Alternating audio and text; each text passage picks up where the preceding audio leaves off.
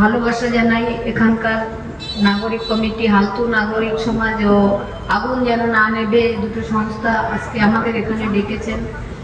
আমরা এখানে কথা বলতে পারছি, তাদের জন্য কৃতজ্ঞতা জানাই।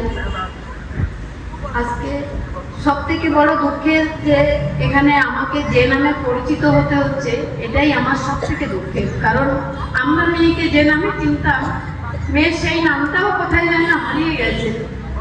এটা আমরা কিছুতেই মেনে নিতে পারি না। কেন এমন হবে? কি দোষ করেছিল আমার মেয়েটা? আমরাই বা কি দোষ করেছিলাম যে তার স্বপ্ন পূরণ করতে গিয়ে তার কর্মস্থলেই তাকে খুন হতে হলো, তাকে ধর্ষিত হতে হলো? কতগুলো শয়তান যে আর্জিকর আমার সব থেকে স্বপ্নের যখন চান্স পেয়েছিল, সেদিন বারবার বলেছিল, মা তুমি খুশি হয়েছো তো? সেখানেই আমার মেয়েটার যে সমস্ত স্বপ্ন মুছে যাবে, ধুয়ে মুছে সাফ হয়ে গেছে সবকিছু। এটা আমরা যেমন জানতাম না, তেমনি আমাদের মেয়েটাও জানতো না। কি হলো সেদিন সেই রাতে, কি হলো, কেন হলো, কারা ঘটালো, এসব যতদিন না জানতে পারবো ততদিন আমরা থেমে থাকবো না।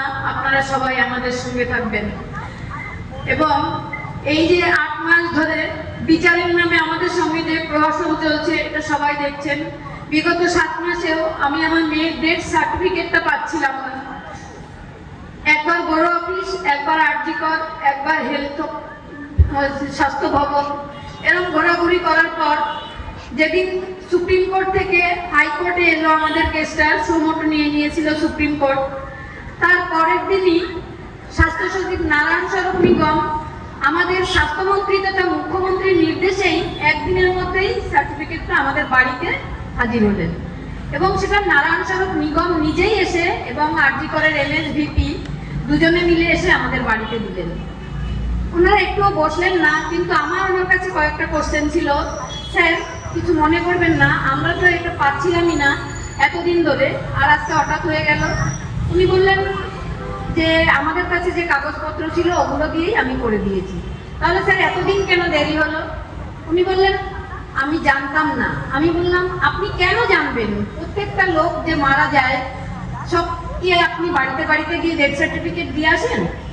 এই কথাটা যখনই বললাম উনি মাথা নিচু করে, এটা আমাদের দিদির যাকে বলা নির্দেশ ছিল তাই আমরা এসেছি, এটা বলেই আমাদের ঘর থেকে বেরিয়ে চলে গেলেন। তার মানে আমাদের দিদি, আমাদের যে স্বাস্থ্যমন্ত্রী, আমাদের মুখ্যমন্ত্রী, তার নির্দেশেই আমাদের এই পশ্চিমবঙ্গে গাছের পাতা নড়ে এবং এটা আমরা সেদিন দেখতে পেয়েছি। এবং আমার মেয়ের মৃত্যুটাও যে ওনার নির্দেশে হয়েছে, এবং যে আমার মেয়ের যে মৃত্যুর পরে যে তথ্য প্রমাণ লোপাট হয়েছে, সেটাও যে আমাদের মুখ্যমন্ত্রী তথা স্বাস্থ্যমন্ত্রীর নির্দেশেই হয়েছে, এটা আমরা এখন সবাই বুঝতে পেরেছি। সেদিন আমরা বুঝতে পারিনি, আমরা জানি না সেদিন কি হয়েছিল ঘটনাস্থলে, কিন্তু আমরা এতটাই বিভ্রান্ত ছিলাম। আজকের দিনে দাঁড়িয়ে আমি বিনীত গোয়েলের মুখোমুখি কথা বলতে শিখেছি। আজকে আমি মুখ্যমন্ত্রীর মুখোমুখি দাঁড়িয়ে কথা বলতে শিখেছি। আজকে আমাদের লোকাল এমএলএ যে কমিশনার, তারা আমার মেয়ের দেহটা আমাকে দিয়ে জোর করে সাইন করিয়ে নিয়ে যে দ্রুততার সঙ্গে পুড়িয়ে দিল, তাদের নাকি আমরা বলিনি যে আমরা মৃতদেহ রাখতে চাই। তাহলে আমরা কেন টালা থানায় 2 ঘন্টা গিয়ে বসেছিলাম? এটা তো তারা উত্তর, তারা নাকি আমাদের অভিভাবকের কাজ করেছিল। কিন্তু আমাদের এলাকার যে সোমনাথ দে, সে যে পুরস্কার পেয়েছে, সে যে আমাদের এখানকার এখন চেয়ারম্যান হয়েছে, এবং যে সুবর্ণ গোস্বামী স্যার, যে তার জন্যই আমরা আমাদের গলার আওয়াজটা বার করতে পেরেছি, সেই সুবর্ণ স্যারকে দেখেছি দার্জিলিংয়ে বদলি করে দেওয়া হয়েছে, তাও মানে লোয়ার পদ দিয়ে। এটা কি যাতে আমাদের দেশের যারা দুর্নীতি করে তাদের মাথায় হাত থাকে আমাদের মুখ্যমন্ত্রীর, আর যারা প্রতিবাদ করে তাদের দেওয়া হয় শাস্তি। তার প্রমাণ আমরা দেখতে পেলাম একই দিনে 2টি দৃশ্য। তাই আমরা কিছুতেই হাল ছাড়বো না।